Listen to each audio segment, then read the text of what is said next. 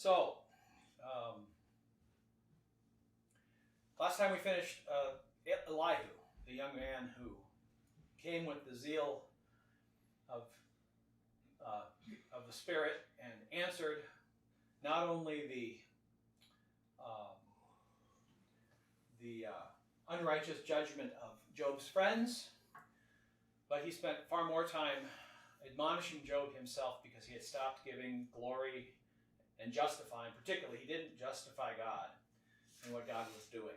He was only finally saying that God is my enemy, and he didn't declare that God is righteous in the things that he was doing to Job.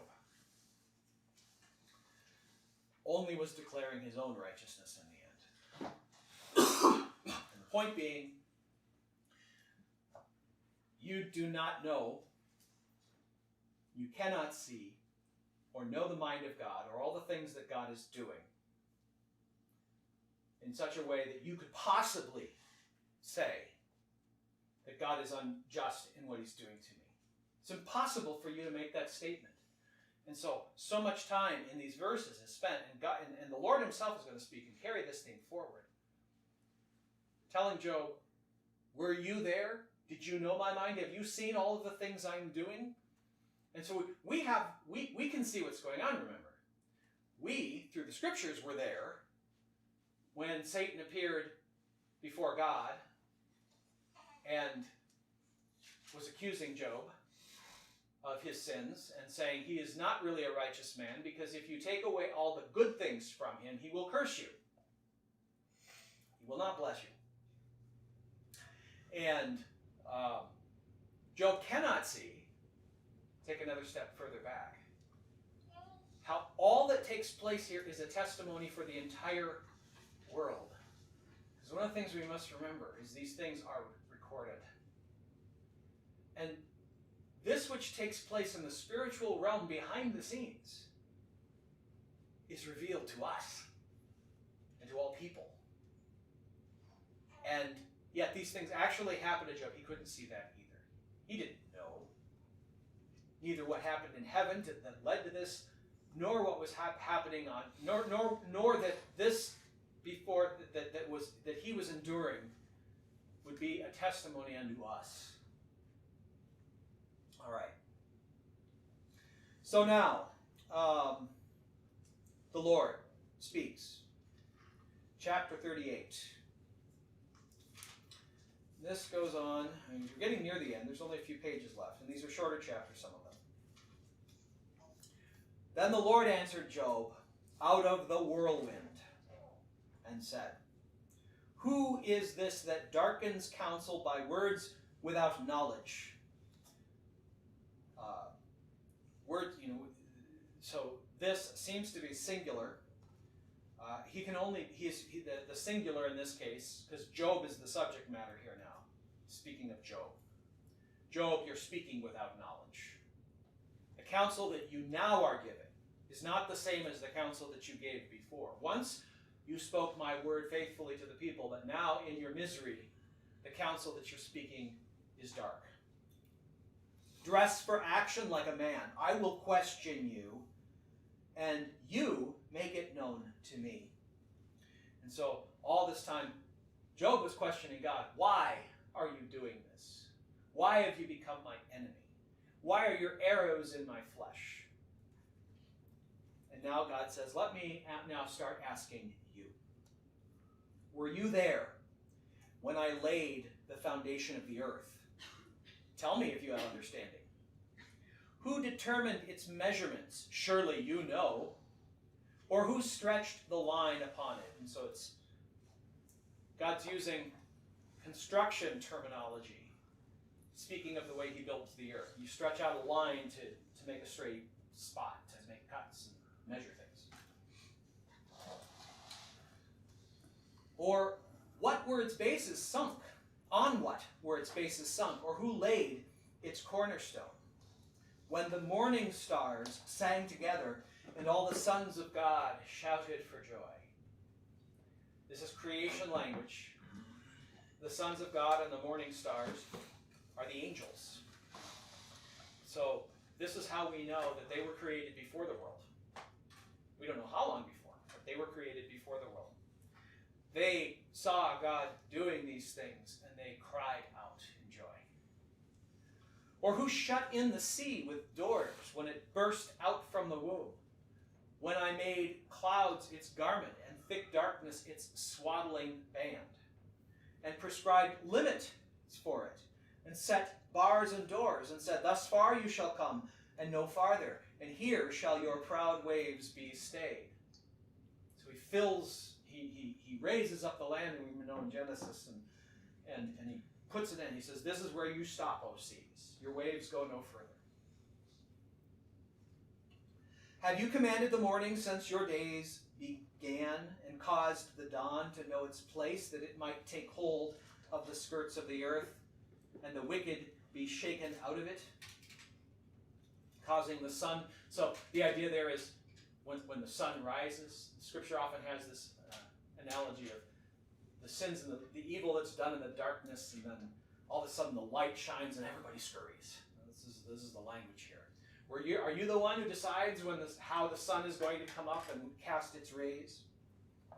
It is changed like clay under the seal, and its features stand out like a garment. From the wicked their light is withheld, and their uplifted arm is broken. Should it take hold of the skirts of the earth, and the wicked be shaken out of it? I am not exactly sure what those two verses are referring to. Have you entered into the springs of the sea, or walked in the recesses of the deep? The springs of the sea, the source of the waters of the sea, in other words. And have you gone down into the deep ocean? Do you know what's there? Have the gates of death been revealed to you, or have you seen the gates of deep darkness? So this would be the New Testament speaks of the gates of Hades, the realm of the dead. Jesus burst those gates.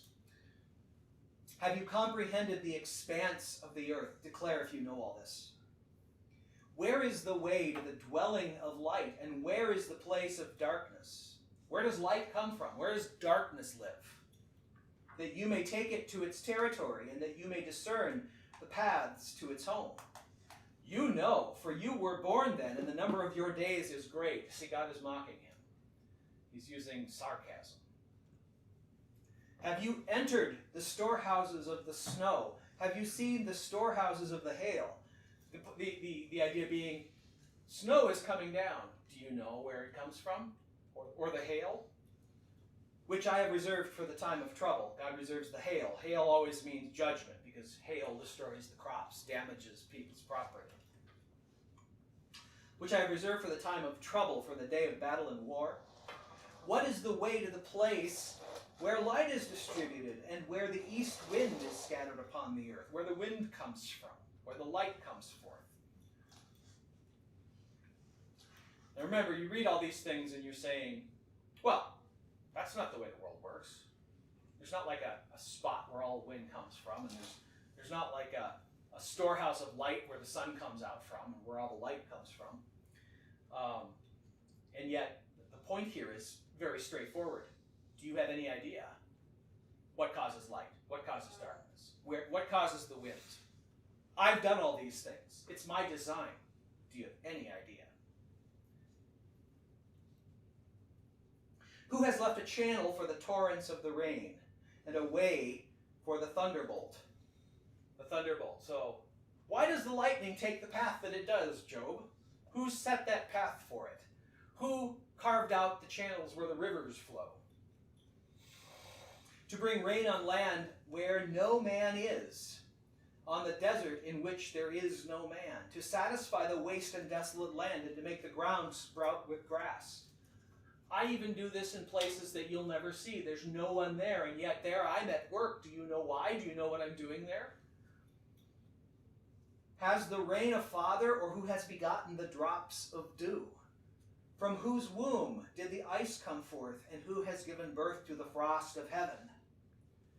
So now he's speaking of the winter. The waters become hard like stone, and the face of the deep is frozen. So, he moves now from the earth to the heavens. Can you bind the chain of the Pleiades or loose the cords of Orion? These are the constellations he's talking about. We don't know which constellation this next one is. Can you lead forth the Mazzaroth in their season? Or can you guide the bear with its children? It's amazing how long we've been using these same names for constellations. The bear is Ursa Major and Ursa Minor. Yes. Do you know the ordinances of the heavens? Can you establish their rule on the earth? And we look up and we say, we can only guess. We have no idea. To this day, we have no idea how the stars are formed and why they are gathered in the places that they are. Can you lift up your voice to the clouds so that a flood of waters may cover you? Can you send forth lightnings that they may go and say to you, here we are? Who has put wisdom in the inward parts? Or given understanding to the mind? Who can number the clouds by wisdom? Who can tilt the waterskins of the heavens, and when the dust runs into a mass and the clouds stick fast together? So, God himself is the source of wisdom. He's the one who gives us wisdom and knowledge. And yet, even with what he gives us, we can't comprehend everything, but he is its source. Yes, Isaiah? This way was Satan accusing him of all this stuff, or was God? This is God speaking. Can you hunt the prey for the lion or satisfy the appetite of the young lions when they crouch in their dens or lie in wait in their thickets? Who provides for the raven its prey when its young ones cry to God for help and wander about for lack of food? Do you feed the beasts of the earth? Do you know what it takes to feed them? Do you know when the mountain goats give birth? Do you observe the calving of the does? Can you number the months that they fulfill, or do you know the time when they give birth, when they crouch and bring forth their offspring and are delivered of their young?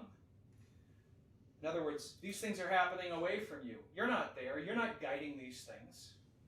You just know all of a sudden that there's more mountain goats out there. Their young ones become strong and they grow up in the open. They go out and do not return to them. You have a picture here that God is building of an entire creation that's far, far, far beyond Job. Where all of these things are happening and taking place, where no man's involved, nobody sees, and yet God is there and he is working and he is bringing it to pass. All this is there evidence of his power, might, and compassion for his creatures, and we only see but a fraction of it. Who has let the wild donkey go free? Who has loosed the bonds of the swift donkey? To whom I have given the arid plains for his home and the salt land for his dwelling place. He scorns the tumult of the city. He hears not the shouts of the drivers. He ranges the mountains as his pasture, and he searches after every green thing. Now, again, the picture is, these are the wild donkeys. You don't see them. They're out there. They don't even want to come near you. They have nothing to do with you, and yet they're there, and I am caring for them. Is the wild ox willing to serve you? Will he spend the night at your manger? Can you bind him in the furrow with ropes, or will he harrow the valleys after you? Will you depend on him because his strength is great, and will you leave to him your labor? Do you have faith in him that he will return your grain and gather it to your threshing floor? We have all these domesticated animals, you see, is what he's pointing out. And we think that we're really something because we've managed to domesticate some of these animals and they're tame and we can make them do work. He says, great, now go out there and grab a wild oxen. Now that doesn't mean as much to us, but these are ferociously wild animals. They would gore you before you'd be able to get them to do any work. You know what's interesting is in the Old Testament, in the King James Version, it says, will the unicorn be willing to serve thee or abide by that? I know.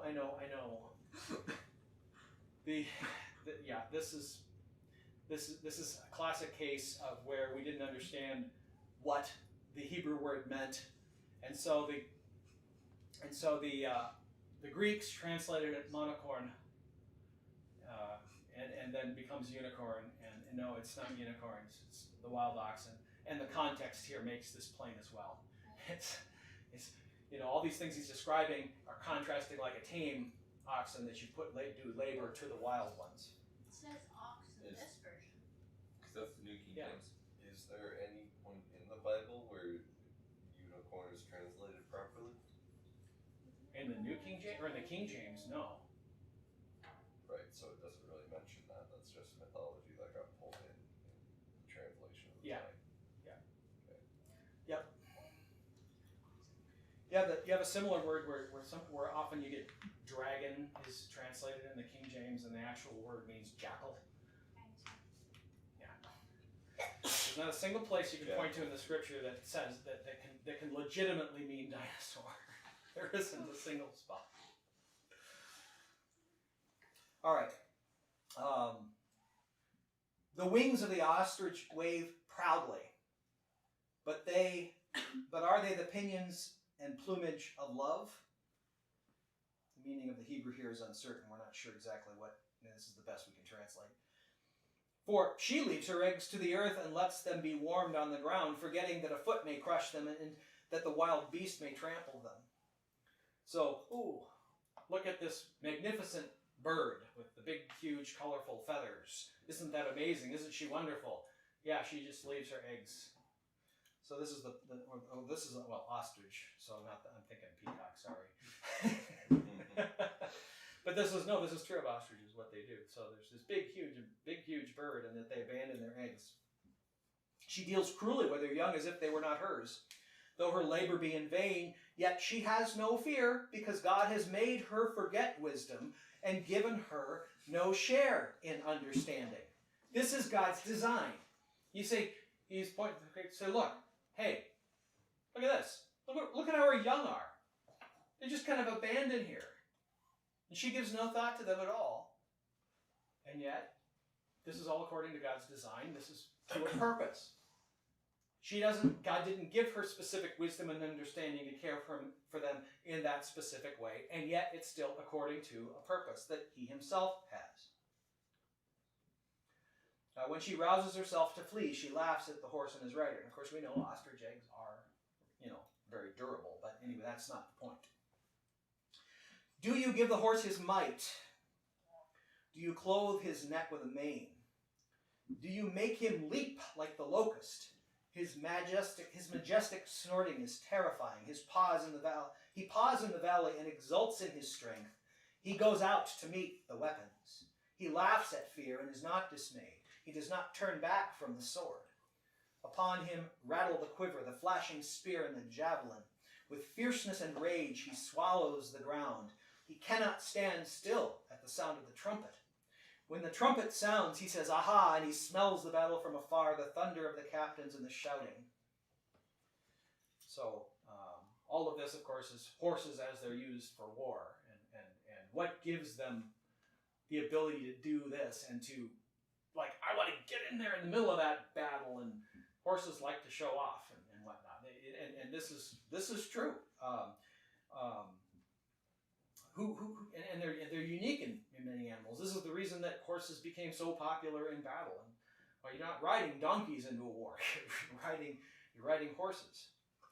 It is by your understanding that the hawk soars. Or is it by your understanding that the hawk soars and spreads its wings toward the south? Is it at your command that the eagle mounts up and makes his nest on high? On the rocks he dwells and makes his home, on the rocky crag and stronghold. From there he spies out the prey. His eyes behold it from far away. His young ones suck up blood, and where the slain are, there he is. All right. And the Lord said to Job, so meaning this is a transition point. Chapters 38 and 39 really form one narrative, and now a new one starts in 40.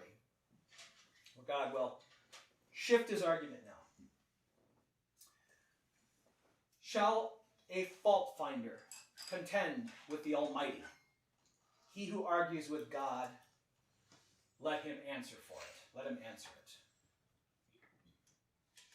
Then Job answered the Lord and said, Behold, I am of small account. What shall I answer you? I lay my hand on my mouth. I have spoken once, and I will not answer. Twice, but I will proceed no further.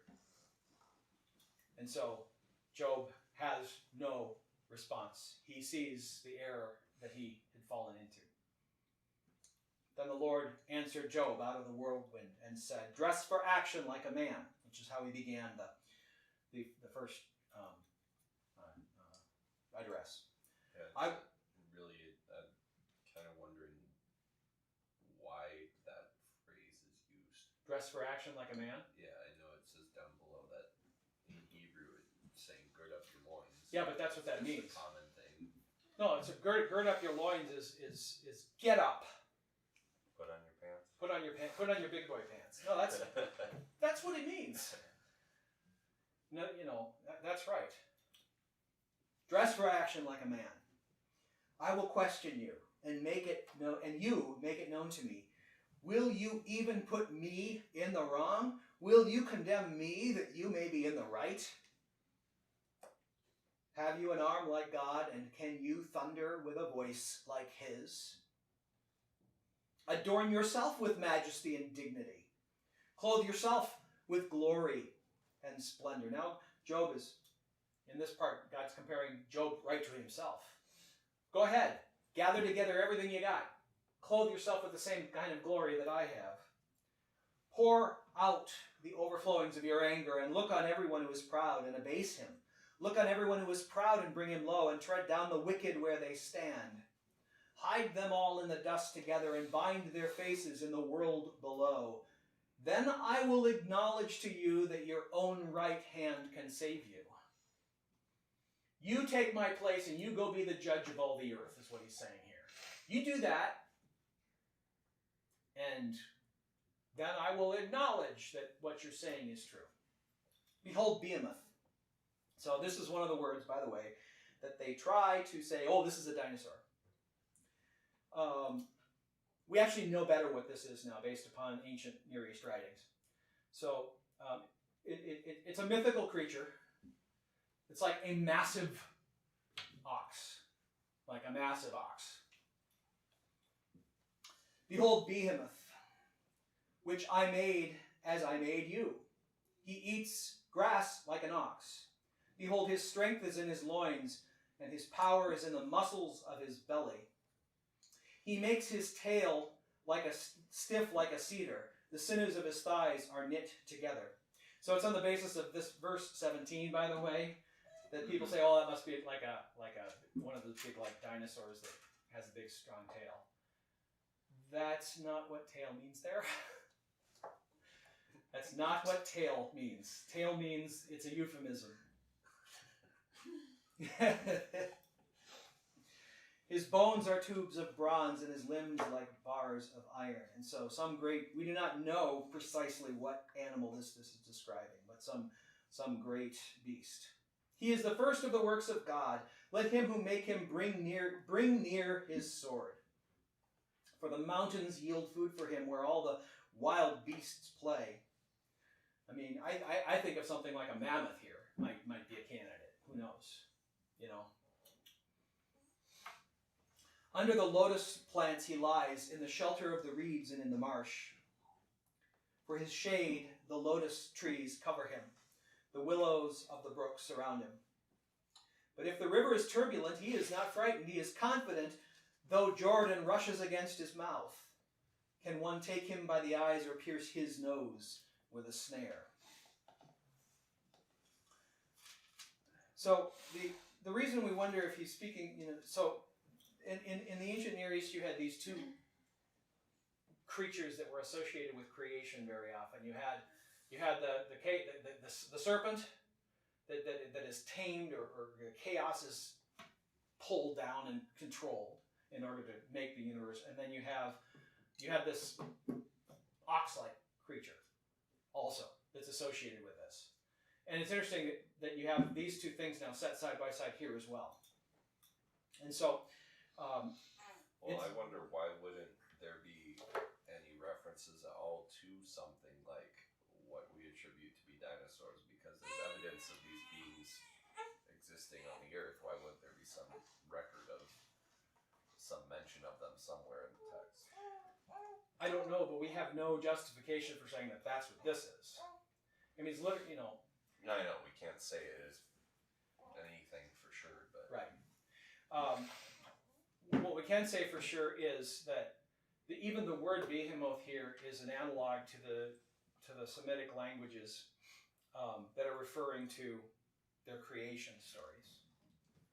And definitely the same is also true of Leviathan, or what was that? Ra'ab is the other word that's used for the same thing, which we had earlier in the book. Can you draw out Leviathan with a fishhook, or press down his tongue with a cord? Can you put a rope in his nose, or pierce his jaw with a hook? Will he make many pleas to you? Will he speak to you soft words? Will he make a covenant with you to take him for your servant forever? Will you play with him as with a bird, or will you put him on a leash for your girls? Will traders bargain over him? Will they divide him up among the merchants? Can you fill his skin with harpoons, or his head with fishing spears? Lay your hands on him. Remember the battle. You will not do it again. And so, I believe Job, God is here challenging Job. Can you yourself tame the chaos of the world and bring forth a glorious creation? Can you take that which is darkness and void and bring forth the land, the earth, the creatures on it? Well, commenting on what David said, if you think about it, this is like long after the flood, and it is very likely that most of the very powerful dinosaurs it's all been speculation. extinct by then. That's the problem. It's all speculation. And the worst thing that you can do is take uncertain things like this and try to tie it to some scientific thing and say, that's what this means. And then later you find out, oops, that's not what this means. You need to be very careful about taking this or that statement and saying, that's what this means. It's like, for example, Matthew Perry, who discovered the ocean currents. And he says, well, it said, I found in Scripture references to the paths of the sea. And therefore, I went looking for them and found ocean currents. And the problem with that is well, that's interesting. And it's really cool that you found ocean currents, but the problem is the context makes it clear as the paths of the sea is just going to be the path that the ships take. That's what the paths of the sea are. This is where the ships go. These are the places where they go. And the ocean currents are not what it was talking about. It's talking about literally the seas. You don't have ocean currents in the Mediterranean Sea. And so, yeah, you can take things in the Bible and you can apply them to discoveries, but that doesn't mean that's what those things are. And so we just have to be careful with that. All right. Yeah. So the Leviathan also, they say, well, that's a dinosaur too, a water dinosaur. And the problem is we know from various contexts that Leviathan is not a dinosaur; it's a massive serpent. And we don't have it's a massive serpent. It's a sea serpent, and we have no we don't know of any such creature. This massive sea serpent. All right. Behold, the hope of a man is false, and he is laid low even at the sight of him. No one is so fierce that he dares stir him up. Who then is he who can stand before me? Who has first given to me that I should repay him? Whatever is under the whole heaven is mine. And so, remember, the ancient idea was that you had this big battle with the gods that they barely won, bringing order out of chaos. And they pictured it as a big serpent and then all of their many gods that were fighting and squabbling. But here's what God describes his own actions as. He says, I just went fishing for him and I put a leash on him and I could play with him. He's mocking the gods of the false gods of the nations when he says this. He says to you, surely, and just like the nations, to them, oh, this is a fierce and mighty creature. To me, he's like a kitty cat. And so then he ends that with, look, all that is under the whole heaven is mine.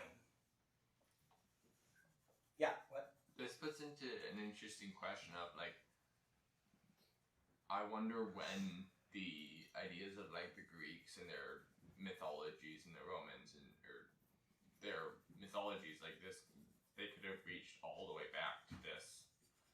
Oh, there are linkages you can see in various places, but you can find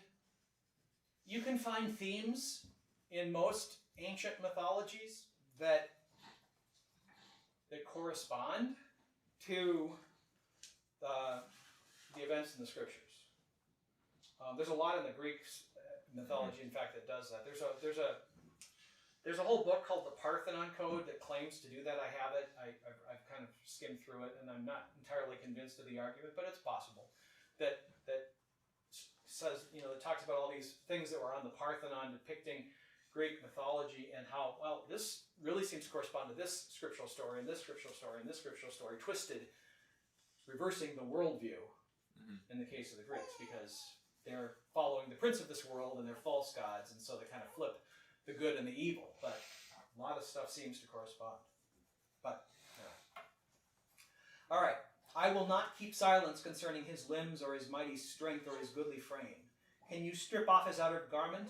Who would come near him with a bridle? Who can open the doors of his face? Around his teeth is terror. His back is made up of rows of shields, shut up closely as with a seal. One is so near to another that no air can come between them. They are joined one to another. They clasp each other and cannot be separated. His sneezings flash forth light, and his eyes are like the eyelids of the dawn. Out of his mouth go flaming torches, sparks of fire leap forth. Out of his nostrils comes forth smoke as from a boiling pot and burning rushes. His breath kindles coals, and a flame comes from his mouth. Yes, the dragon. The chaos dragon. Nowhere in all of anything we know about dinosaurs do we suspect that they're fire-breathing. No, he's not a fire-breathing dragon. I mean, it's pretty much biologically impossible. Well, we don't know that. Don't be certain. I'm just saying that if you're going to try to identify something, you have to take everything that is said about it. We don't even think dinosaurs had scales, but this is clearly describing the scales of a serpent that interlock and tightly seal itself. In his neck abides strength, and terror dances before him. The folds of his flesh stick together, firmly cast on him and immovable. His heart is as hard as stone, hard as the lower millstone. When he raises himself up, the mighty are afraid. At the crashing, they are beside themselves. Though the sword reaches him, it does not avail, nor the spear, the dart, or the javelin. He counts iron as straw, and bronze as rotten wood. The arrow cannot make him flee. For him, sling stones are turned to stubble. Clubs are counted as stubble, and he laughs at the rattle of javelins. His underparts are like sharp potsherds. He spreads himself like a threshing sledge on the mire. He makes the deep boil like a pot, and makes the sea like a pot of ointment. Pot of ointment. Why are you saying that? Well, when you're pulling stuff out of a pot of ointment, what do you got? You got all these peaks and valleys. And he says this way, he turns the whole sea into this. Behind him he leaves a shining wake. One would think the deep to be white-haired. Attributing to this serpent like a tsunami, a massive tidal wave, is what it's describing there. Well, it's talking about the whole churning. It's like the whole churning of the ocean up, enough to capsize ships. On earth there is not his like a creature without fear. He sees everything that is high. He is king over all the sons of pride. But God's point is, and to me, he is a pet. He's a pet to me. That is how much greater God is than anything in his creation and all of the forces of creation, the things that men fear, and they're terrified of the disasters that come upon the earth. But to God, he rules over them all, and there is nothing. Attribute it just to this great sea serpent. That's my pet. You're so afraid of him, but you will not fear me. Then Job answered the Lord and said, I know that you can do all things, and that no purpose of yours can be thwarted. Who is this that hides counsel without knowledge? Therefore I have uttered what I did not understand, things too wonderful for me which I did not know. Hear, and I will speak. I will question you, and you make it known to me. I had heard of you by the hearing of the ear, but now my eye sees you. Therefore I despise myself and repent in dust and ashes. And so he does what the only thing we can do when God speaks to us. All your words are true and just. And I bow down before you and acknowledge that you are my God and that I am dust and ashes. After the Lord had spoken these words to Job, the Lord said to Eliphaz the Temanite, my anger burns against you and against your two friends, for you have not spoken of me what is right, as my servant Job has. And so that verse there is very key in understanding the entire book. Because if you look at Job's statements, it was not what he said that angered God, but what is missing from what he said, justifying God in all of his doings. He spoke of his own righteousness, but he didn't speak of God's righteousness and what happened to Job. But all these things that Job answered his friends and spoke, the Lord said those things were true. Including those where Job declared that he was righteous in God's sight. He says, but your words are not true, who in spite of Job's faith continued to accuse him of his sin.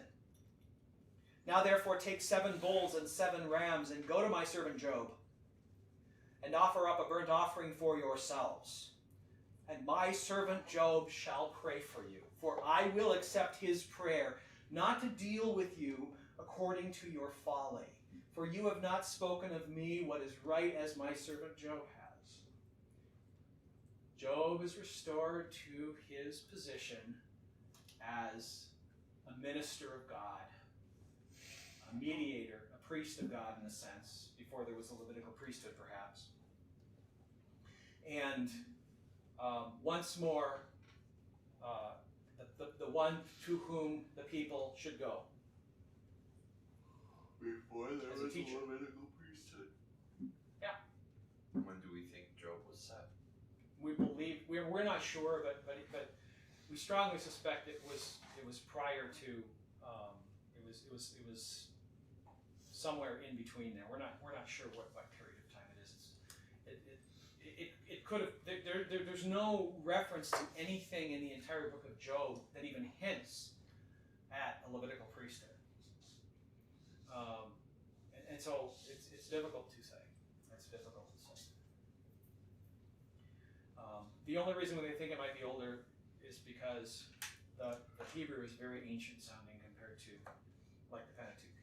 But that doesn't necessarily mean that it was before Moses. It could have been after Moses too. Could have been after Moses. Seems like he was before Moses. The other candidate that most likely would be is the time of the Judges. Sometime during the time of the Judges would be another possible period of time where this took place. What's that? The Judges, after Israel returned to the Promised Land from Egypt, but long before the kingdom was established David. before Saul. Yeah. All right. 9. Yeah, no, I know. So Eliphaz the Temanite and Bildad the Shuhite and Zophar the Naamathite went and did what the Lord had told them, and the Lord accepted Job's prayer. So God heard Job's prayer to have mercy upon them, and he forgave them their sins. And the Lord restored the fortunes of Job when he had prayed for his friends. And the Lord gave Job twice as much as he had before. Then came to him all his brothers and sisters and all who had known him before, and they ate bread with him in his house. And they showed him sympathy and comforted him for all the evil that the Lord had brought upon him. Again, there's that word evil meaning is the Hebrew word ra, which we talked about last time, how it actually just means calamity, destruction. From your perspective, that is an evil that comes upon you, even if there is no evil behind its sending. And each of them gave Job a piece of money and a ring of gold. And the Lord blessed the latter days of Job more than his beginning. And he had 14,000 sheep and 6,000 camels and 1,000 yoke of oxen and 1,000 female donkeys. He also had 7 sons and 3 daughters. And he called the name of his first daughter Jemimah, and the name of the second Keziah, and the name of the third Karen Hapuch. I've heard people call their children Jemimah and Keziah. And Karen. No. You have Karen. What's my name? Karen Hapuch. Okay, here you got a good girl's name there. You got a good girl's name. And in all the land there were no women so beautiful as Job's daughters. And their father gave them an inheritance among their brothers, which was very unheard of in those days, because usually always the sons inherit, and the women participate in the inheritance by marriage. And after this, Job lived 140 years and saw his sons and his sons' sons 4 generations. And Job died an old man and full of days. So that living another 140 years also tends to put it older. Yeah, like it's confusing because in Genesis he says man's life will be 120 days, but that could be 120 days? or 120 120 years. That- That doesn't necessarily mean No. Okay, so that's the flood. That's 120 years Genesis. That's exactly. Genesis chapter 6. right. That is saying there was 120 years from the time when Noah started preaching to the time when the flood came. Oh, so that wasn't Yeah. like limit on age. That wasn't an age of the people thing. That was this is how much time man has left before he is destroyed. Yeah. Yep. Interesting. I have a question. Yep. In that time, was Noah a prophet in a way, or a preacher? Yeah, absolutely. Noah was a prophet and a preacher. So I'm wondering if he brought some people other than his family that believed in Nope. God. He did The not. Bible says he only brought his family. He did not. His family were the only ones found righteous on the earth. So God destroyed everyone else. So, in terms of references that would put this in the land of Israel, the only reference here, I think in Job, there may be more that I missed. But yeah, the fact that he lived longer should mean it was a little earlier on because we know that people, Maybe it was by the Well- time of David, by the time of the judges, people. But by the time of Abraham. By the time of Abraham, remember, I'm like 90 years old. We're way past the age of childbearing. Oh yeah, Yeah. Well, true. it mentioning that he was 100, that he lived another 140 years, also could mean that it was a miracle that he lived those No, extra. I don't think. I mean, he was granted long life as a gift of God, but we don't get the impression that certainly it's a blessing of God, but I don't think it's meaning. I don't think it means to say that this was not something that normally happened. But you know, I've always wondered when Jesus says to John, "You will not see death until the Son of Man comes again." Yeah. In glory.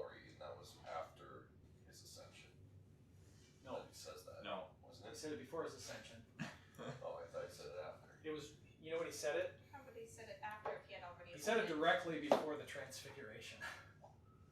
It's the very next event after he says this in John. And he took it. So right after it says that, the next thing is he took them into. The next day he took them up into an exceedingly high mountain and was transfigured before him, and they saw his glory. Also, Yeah. How would he have said that to John after he ascended? I thought no after he rose. resurrection. After the crucifixion. After he rose. No, the one thing that he said after the resurrection was, "If it is my will that you remain until I come, what's that to you?" So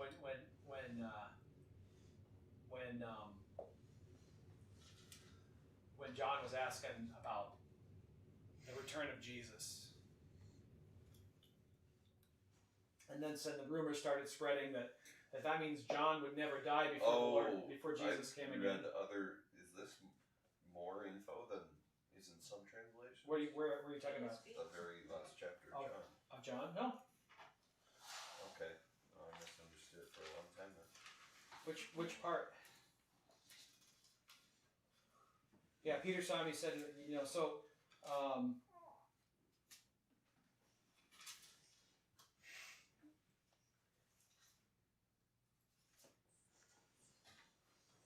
What? Is Saul Solomon? What's going on here? Have you seen the text? Oh, I see. Yeah, Peter saw John, and then said, "What about this man?" So you got to go back before that, because what the context here is when Peter is restored to his apostleship, and Jesus tells him, "Feed my sheep," and then he tells Peter about his death. He tells Peter, "You're going to be led to go where you did not go," signifying the kind of death that Peter would die, because Peter would be crucified. And then, hearing about that, Jesus said, "Well, what about John? What's going to happen to John if this is going to happen to me?" And then Jesus said, "Well, if I want him to stay until I come again, what is that to you?" And so that's where the rumor was spreading that John would still be alive when at Jesus' second coming. And that rumor spawned a whole mythology about Prester John in the medieval era. It was supposedly some amazing king in the Far East who had all of these talking animals and all sorts of different things, and they said, "Well, that's the Apostle John." And of course, all this was just fancy. But Couldn't he have just been living under a rock all this time and not